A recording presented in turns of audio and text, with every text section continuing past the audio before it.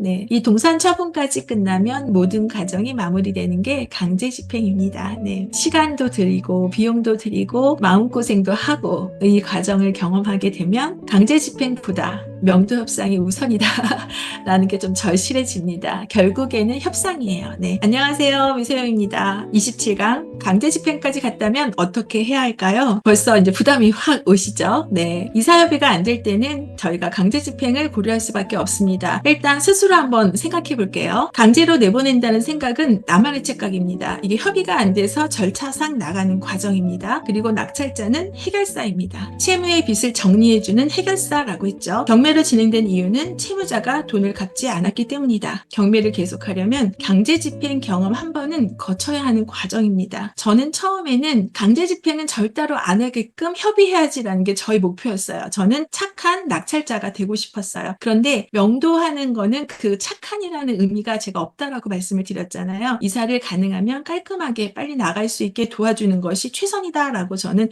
생각이 바뀌었습니다. 그래서 강제 집행을 한번 경험하면 이 강제 집행에 대한 두려움이 없을 것 같은 거예요. 처음에는 협의를 잘하려고 노력했던 것이 뒤에는 강제 집행을 한번 해봐야겠다라고 마음을 먹으니 그 다음부터는 명도 협상이 되게 쉬워졌습니다. 어차피 나는 강제 집행을 한번 해야 돼. 이번이 그 대상이 될까라고 아예 마음을 먹어버리니까 명도하는 게 그렇게 수월하더라고요. 예, 그래서 경매를 한 번만 낙찰받겠다 이러면 또 얘기가 달라지지만 나는 경매를 계속하겠다라고 마음을 먹으셨다면 강제 집행은 한번 경험해봐야 되는 거다. 그러면 아예 미리 매를 맞자.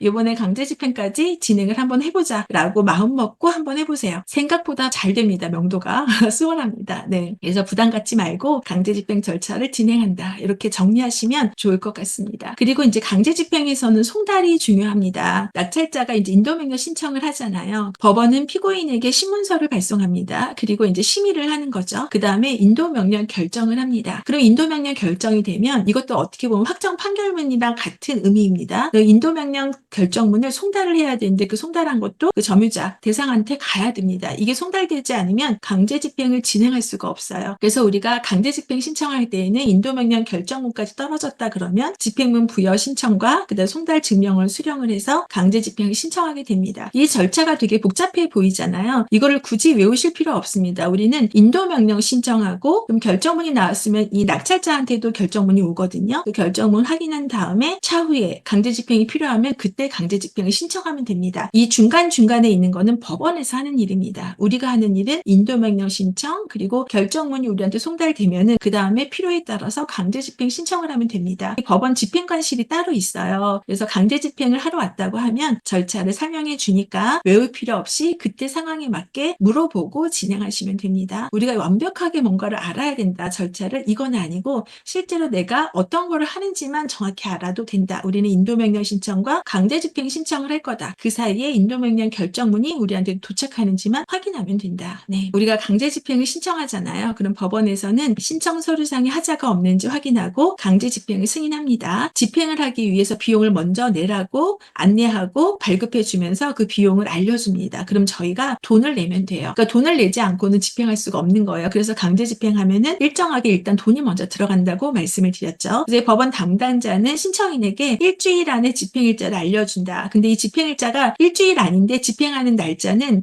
한참 뒤일 수도 있어요. 강제 집행 날짜는 집행하는 일이 많지 않으면 곧바로 잡히고요. 만약에 집행하는 내용이 밀려있다 그러면 한참 뒤에 잡힙니다. 그리고 이 강제 집행을 매일같이 하는 게 아니라 일주일에 2번이나 3번 정도 날짜들이 정해져 있습니다. 그 날짜에 스케줄을 잡아놨다가 우리도 강제 집행을 신청을 했지만 그날 안 할 수도 있어요. 왜냐? 그 안에 협의가 되는 경우도 많거든요. 그럼 이게 취소가 되는 거예요. 그러면 그 자리에 공간이 생기잖아요. 그 뒤에 강제 경매 신청한 사람 거를 앞으로 당겨서 날짜를 잡아주기도 합니다. 그래서 이 부분은 실제로 이제 그 강제 집행하는 날짜는 빨리 할 수도 있고 뒤로 할 수도 있는데 이거는 그 법원의 집행관실의 실제로 일정에 따라 좀 다르다. 이렇게 보시면 될 것 같습니다. 그래서 만약에 이 강제 집행하는 날짜에 대한 연락이 오지 않으면요. 그 접수증에 그 전화번호가 있거든요. 전화하셔서 집행일자를 확인하시면 검토하고 알려줍니다. 강제 집행 절차는 이렇게 진행됩니다. 강제 집행 신청을 하잖아요. 그럼 곧바로 집행하는 게 아니라 이 점유자한테 이 강제 집행한다라는 사실을 미리 알려줍니다. 그걸 계고라고 하거든요. 그래서 이때 미리 알려주는 거를 본 집행 전에 해요. 준비할 수 있게 하는 겁니다. 이 사람들이 이사 나갈 준비를 하라고. 집행 계고 날짜가 잡히면은 법원에서 저희 보고 증인 2명을 데리고 시간 언제 몇 시까지 오라고 얘기를 합니다. 그때는 이제 우리가 부부가 같이 가게 되면 한 사람은 낙찰자 신분이고 한 사람은 이제 증인이잖아요. 한 사람이 더 필요해요. 2명을 오라고 합니다. 그랬을 때 저희는 현지에 있는 부동산 사장님께 많이 부탁을 했어요. 그러면 그 사장님께는 저희가 입찰하기 전에도 가서 찾아뵙고 그 지역 분위기나 시세도 물어봤고 실제로 낙찰된 다음에 찾아가서 낙찰됐다라고도 얘기하고 이 물건을 임대를 놔주세요라든가 매도해주세요라고 의뢰를 할 거잖아요. 중개사님이 이 낙찰자가 이제 손님인 거예요. 그리고 실제 그 집이 궁금하기도 하고 그래서 일정이 맞으면 이렇게 증인으로 같이 참여해주기도 합니다. 그 시간이 오래 걸리지 않아요. 예를 들어서 우리는 그때 평일 오후 2시에 모이기로 했거든요. 그랬을 때 이제 그 사장님하고 2시 현장에 가고 그러면 우리 3명, 우리 낙찰자 측 3명하고 집행관하고 법원에서는 항상 2명이 같이 나오십니다. 그 2분하고 그리고 열쇠 수리공하고 그리고 한 분은 그 우리 컨테이너 보관하는 창고에서 관련된 일을 하시는 분이에요. 그래서 실제 짐이 컨테이너 한 대로 될지 2대로 될지 이걸 확인을 합니다. 그래서 그쪽 법원 측에서는 4명이 오시고 저희 측에서는 3명이 가죠. 그래서 해당하는 그 호수로 엘리베이터를 타고 올라가는데 복도에 사람이 7명이 있으니까 엄청나게 꽉 찰 거 아니에요. 그 상태에서 이 집행관이 초인종을 누르고 문을 두들겨서 법원에서 나왔다고 통지를 하는데 이때 사람이 집 안에 없으면 그 열쇠 수리공이 강제 개문을 합니다. 개문을 할 때 열쇠를 뜯어내야 되잖아요. 이때 이제 드는 비용을 먼저 주게 되면은 그 다음에 개문을 하게 됩니다. 그리고 집 안으로 들어가면 사람이 없다 그러면은 그 벽에다가 이렇게 붙여놓고 오거나 안대문을 그러니까 누구든지 인지할 수 있는 곳에 이렇게 놔두고 오고 저희 같은 경우는 현장에 사람들이 있었어요. 그랬을 때 그분한테 직접 넘겨주면서 이거 강제 집행까지 왜 가냐 이사를 가셔라 라고 해서 약간 저희 낙찰자하고 그 점유자를 얘기해라 이렇게 중재를 해주고 가셨습니다. 그래서 우리는 그 상태에서 그분하고 얘기를 하고 실제로 이 참여했던 분들은 방을 다 열어보고 물건들이 어떻게 되는지 얼마나 있는지를 다 확인하고 그랬어요. 그래서 우리도 그 집을 앞에는 못 봤는데 그때 이제 현장 확인을 하고 이렇게 했던 기억이 있습니다. 근데 이 집은 결과적으로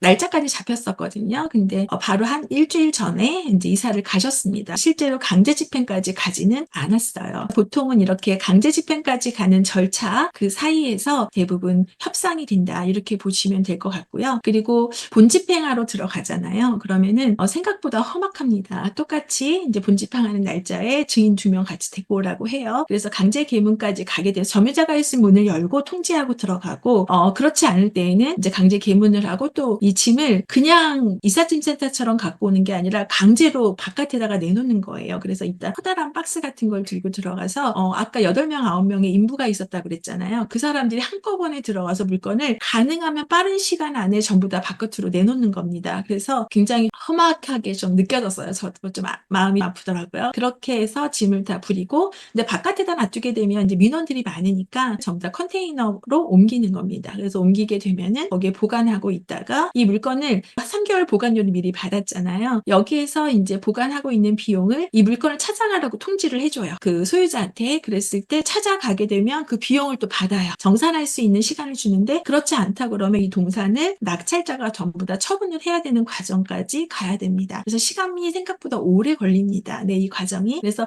그럼에도 불구하고 한 번은 경험을 해보시는 게 저는 좋다고 생각을 합니다. 그래야지만 이 강제 집행에 대한 두려움을 좀 없앨 수가 있습니다. 대금 납부 6개월 이내에 인도명령 신청을 해서 이 인도명령 결정문을 받아놔야 된다. 네, 이 부분 꼭 기억하셨으면 좋겠습니다. 이제 강제 집행 계고 방금 얘기했던 거 정리된 내용입니다. 본 집행관은 예정 사실을 알려주고 경매 물건을 가는데 이걸 계고라고 한다. 계고하러 갈 때는 증인 2명이 필요하고 집행관은 낙찰자와 열쇠 기술자와 함께 현장을 방문하고 집에 사람이 있으면 점유자에게 강제 집행에 대해 알려주고 집에 사람이 없으면 계문하고 들어가서 계고장을 붙이고 나온다. 네, 집행 계고는 집에 들어가 계고장을 붙인다. 이렇게 정리하시면 되겠죠. 그리고 강제로 문을 여는 것을 계문한다. 이렇게 얘기를 하고 있습니다. 그리고 강제 집행이 했을 때 이 계문하는 거는요. 법원마다 조금 다른 것 같아요. 어떤 법원에서는 계문하지 않는 곳도 있습니다. 그래서 이거는 집행 법원마다 조금 다른 분위기가 있는데 이제 제가 했을 때는 전부 다 계문을 했습니다. 네, 그래서 이 부분은 현장마다 좀 다를 수 있다 이렇게 보시면 될 것 같아요. 그리고 강제 집행 당일에는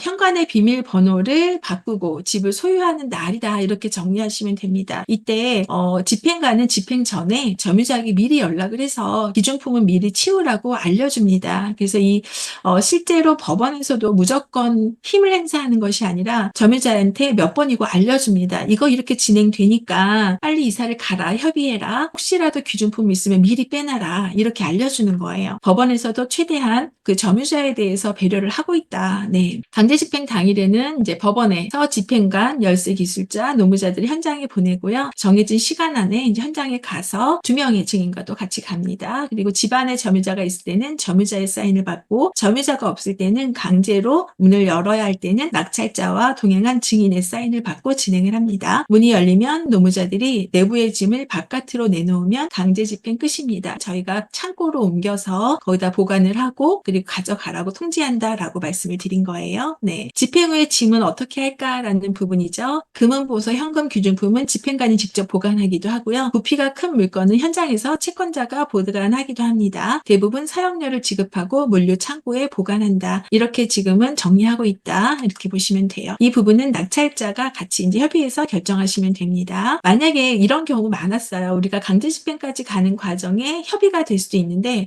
좀 미리 협의가 되면 좋은데 당일날 막 이렇게 나 이사 나갈 테니까 강제 집행하지 말아달라 연락이 오는 경우들이 있었어요. 예를 들어서 예전에 이제 한 지인이 좀 멀리 있는 곳에 낙찰을 받았어요. 저기 목포예요. 목포. 서울에서 목포까지 내려가는데 이 가는 과정에서 그렇게 연락을 하고 찾아가도 사람이 없었어요. 그래서 강제 집행까지 어쩔 수 없이 진행을 하게 됐는데 강제 집행 당일날 아침 일찍 그 KTX 타고 출발을 했는데요. 출발하는 그 KTX 안에서 연락을 받은 거예요. 나 자기 점유자다. 오늘 집행하는 거 하지 말아달라. 내가 이사를 나가겠다. 이렇게 한 거예요. 근데 이게 미리였어야죠. 오늘 벌써 돈 다 예납하고 진행을 하는데 협의해달라고 하는 거예요. 그래서 협의 안 해줬어요. 그냥 내려가서 강제 집행했습니다. 그동안에 연락이 안 된 것도 좀 그런데 당일날 연락 와서 이렇게 한다는 거는 그 다음에 이사 간다는 보장이 없는 거죠. 그래서 그분은 그냥 당일날 연락이 왔어도 그냥 강제 집행으로 다 처리를 하고 끝낸 경우도 있었습니다. 그래서 가능하면 협의는 당일날 이전에 하는 게 좋아요. 왜냐하면 여기 집행 착수 전이라면 비용의 30% 범위 안에서 집행이 착수되고 진행 중이면 50% 안에서 조정한다라는 기준이 있어요. 그러면 저희가 예납했잖아요. 거기서 일부는 다 비용으로 나간다는 내용입니다. 네, 이거를 그 점유자한테 받아야 되는데 사실 이것도 이사비 명목이잖아요. 당일날 협상이 들어오면 당일날 그냥 집행하는 게 맞는 것 같고요. 당일 전에 협상이 들어오면 협의하는 게 맞겠죠. 네, 그럼 컨테이너 보관한 물건은 어떻게 되느냐? 이제 소유자가 찾으러 가잖아요. 그럼 해당 물건을 바로 소유자한테 주지 않고 이 보관료를 낙찰자가 냈잖아요. 그래서 이 보관료에 대한 협의를 같이 하게 됩니다. 이때 낙찰자는 집행 비용에 든 비용을 받을 수도 있겠죠. 네, 이 물품 보관료에 대한 비용은 누가 받아요? 소유자가 일부 정산할 수도 있다. 이런 부분들이 소유자가 좀 알면 좋은데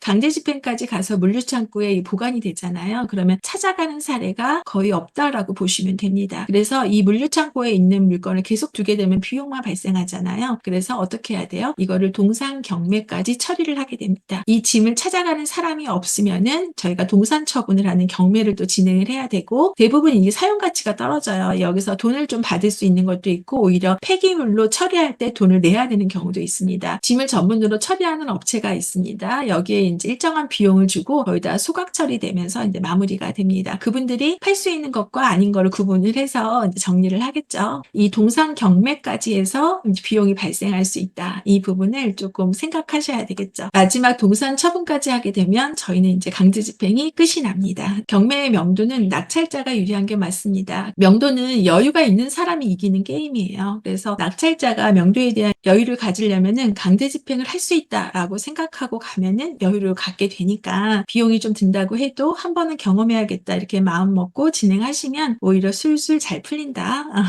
예, 저도 그랬던 것 같습니다. 네, 이 동산 처분까지 끝나면 모든 과정이 마무리되는 게 강제 집행입니다. 네, 시간도 들이고 비용도 들이고 마음고생도 하고 이 과정을 경험하게 되면 강제 집행보다 명도 협상이 우선이다 라는 게 좀 절실해집니다. 결국에는 협상이에요. 네. 근데 협상을 하는데 안 되는 상황도 분명히 있으니 그럴 때는 강제 집행을 한다라고 마음을 먹고 계시면 좋다라는 뜻이겠죠. 그래서 강제 집행은 꼭 한 번은 경험해보자라고 마음을 먹는 것이 명도를 잘하는 방법이다라고 저는 말씀드리고 싶어요. 네. 협상을 하되 강제 집행을 할 수 있다. 이렇게 마음 먹고 진행을 하자. 27강은 이 마음을 먹는 것을 제가 과제로 드릴게요. 파트 10. 명도 절차대로 진행하면 된다. 네. 25강에서는 점유자에게 남길 손편지를 한번 작성해 보시라고 말씀을 드렸고요. 26강에서는 명도 시나리오를 한번 구상해 보고 나의 옷차림까지 한번 생각해 보세요. 그리고 27강에서는 강제 집행을 꼭 한번 경험해 보자라고 마음을 먹어보는 것. 이것으로 제가 이 파트 10의 과제를 드리겠습니다. 이렇게 시각화를 해보는 과정이 어떻게 보면은 앞으로 미래에 닥칠 일을 잘 해결해 나가는 그런 경험이라고 생각을 합니다. 다음 파트 이제 이 낙찰받은 물건에 대해서 관리하거나 매도하는 과정까지 해서